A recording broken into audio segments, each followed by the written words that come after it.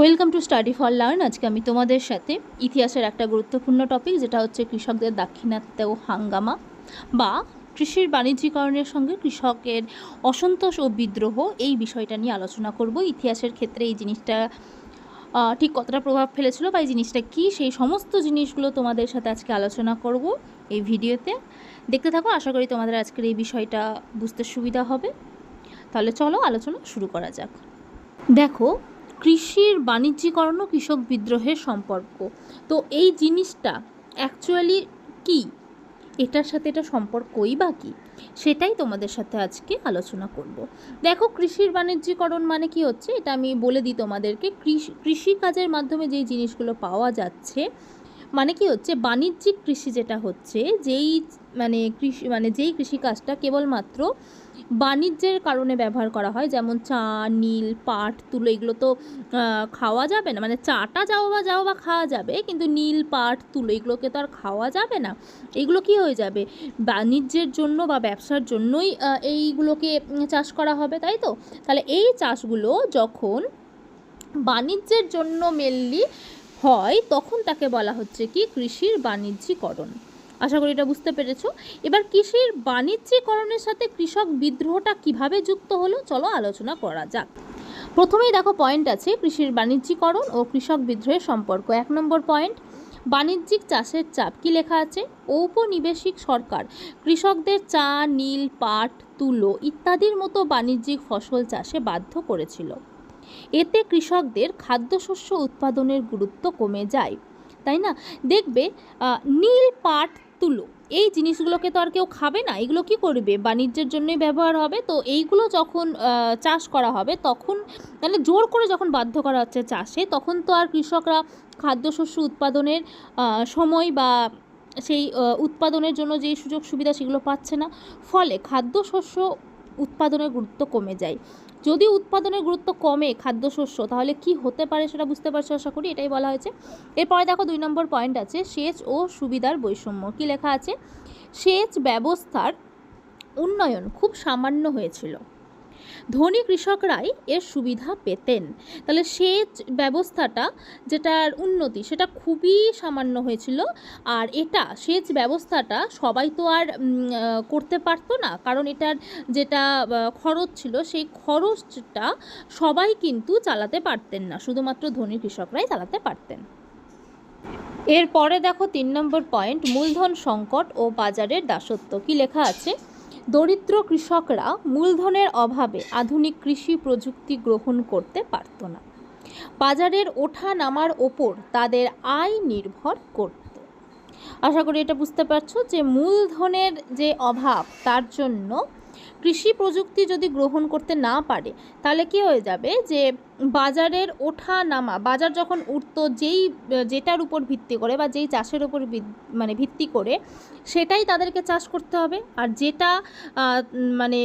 যেটার গুরুত্ব এখন কমে আছে, তো সেটাকে সে চাষ করতে পারবে না, তাই না? তাহলে বাজার যখন উঠবে সেই জিনিসটাকে চাষ করতে হবে, আর কমলে সেই জিনিসটাকে বন্ধ করতে হবে। তো এটার ওপরেই কিন্তু বাজারের দাসে তারা পরিণত হয়ে গেছিল। এরপরে দেখো 4 নম্বর, ঋণ ও দাসত্ব। কি বলা হয়েছে? কৃষকরা ঋণের ভারে জর্জরিত হয়ে জমি হারিয়ে ভাগ চাষি বা কৃষি শ্রমিকে পরিণত হতো। তো এটার ফলে কি হয়েছিল, ঋণ যদি নিতে থাকে জমিদারের কাছ থেকে বা মহাজনের কাছ থেকে বা ইংরেজদের কাছ থেকে, তাহলে তারা যেরকমভাবে বলবে তাদেরকে তো সেরকমভাবেই চলতে হবে। তো একদিক থেকে কি হচ্ছে, ঋণের ভারে জর্জরিত হয়েও কিন্তু কৃষকরা দাসে পরিণত হয়েছিল। 5 নম্বর পয়েন্ট আছে, রাজস্ব চাপ। কি বলা হয়েছে? কৃষকদের ওপর অত্যাধিক করের বোঝা চাপানো হতো, ফলে কৃষি থেকে প্রকৃত আয় কমে যেত।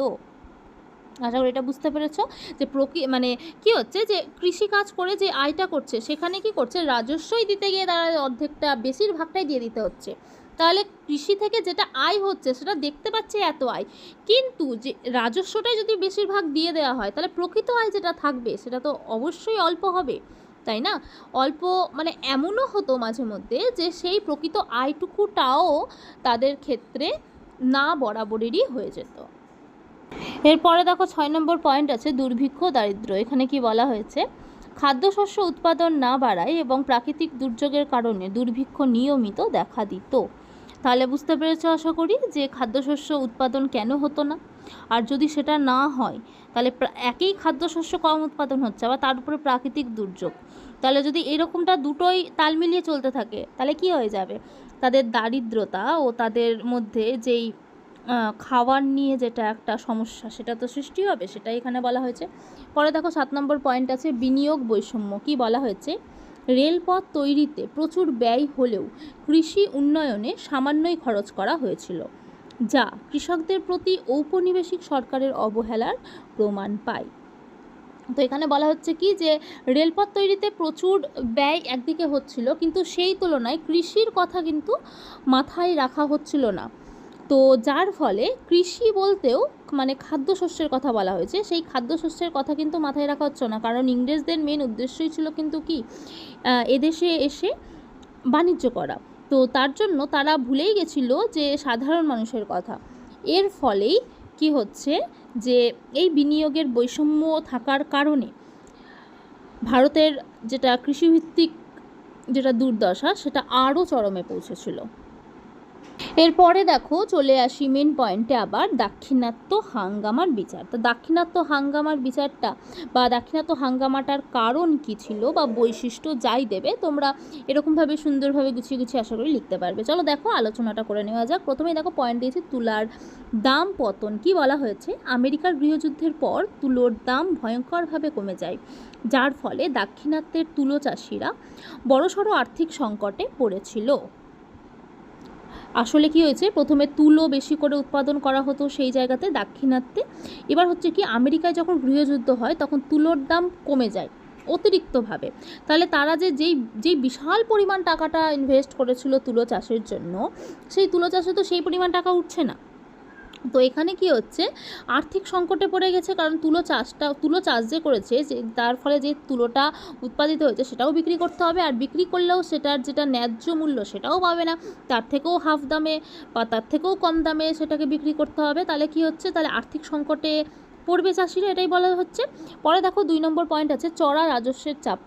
আগে তো তুলো রাজস্ব মানে ধার নিয়ে বা যাই করেই হোক তারা করে নিয়েছে, একদিকে ধারের বোঝা রাজস্ব আদায়ের জন্য চাপ হচ্ছে, তাহলে কি হয়ে যাবে যে এখানে চাষিদের ওপর একটা চাপের সৃষ্টি হচ্ছে। কি বলা হচ্ছে দেখো, তুলোর দাম কমলেও চাষিদের উপর ঔপনিবেশিক সরকার আগের মতোই উচ্চ রাজস্ব ধার্য করেছিল।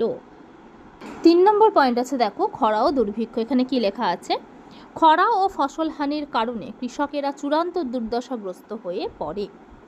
আশা করি এটা বুঝতে পারছো যে কৃষকরা মানে একদিক থেকে খরার জন্য অসুবিধাতে পড়ে আছে, আবার ওই দিক থেকে রাজস্বের চাপ দিতে হবে, তো কোন দিকটা তারা করবে, তো এই সমস্ত কারণে তারা দুর্ভিক্ষের কবলে পড়ে যায়।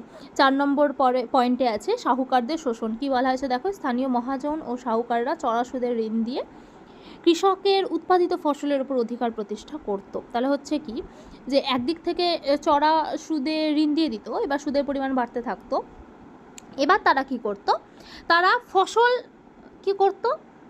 নিয়ে নিত। এবার যদি ফসল নিয়ে নেয় তাহলে বলো তারা বিক্রি করবে কি, তারা সুদটা কিভাবে মেটাবে, বা ইংরেজরা যদি বলে তাদেরকে রাজস্ব দিতে সেটা দেবে কি করে, সমস্ত দিক থেকে কি হতো, তারা চাপে পড়ে যেত। আর সাহুকার মানে হচ্ছে কি মহাজন শ্রেণীরই লোক। এরপরে দেখো 5 নম্বর পয়েন্ট আছে বিদ্রোহের বিস্ফোরণ। কি লেখা আছে, আহমদনগর ও পুনা জেলায় কৃষকরা সাহুকারদের আক্রমণ করে, তাদের জমি ও ঋণ সংক্রান্ত দলিলপত্র পুড়িয়ে দেয়। এটা বুঝতে পেরেছে আশা করি।